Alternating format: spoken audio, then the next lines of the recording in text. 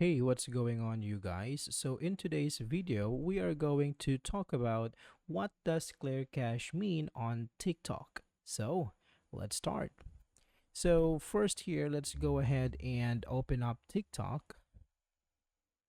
Now tap on your profile picture on the bottom right corner. Tap on the three lines on the upper right corner. Tap on settings and privacy and scroll down.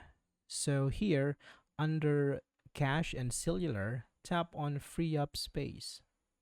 Now here we can see that we have cache of 424 MB. Now first of all, cache is a background data that is saved in your device by the app. So this could be search history, your viewing history, and other background data that TikTok stores in your mobile device. Now, if you are going to clear this one, all those data will be deleted, and in return, you are going to gain up some space. So if we read here, clear your cache to free up space, this won't affect your TikTok experience.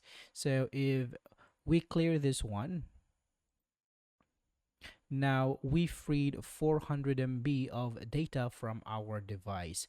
So clearing your cache can also fix minor issues that you are experiencing on the app itself. So be sure to do this at least once a month. So I hope this video is helpful for you guys. Thank you for watching, and I will see you on the next one.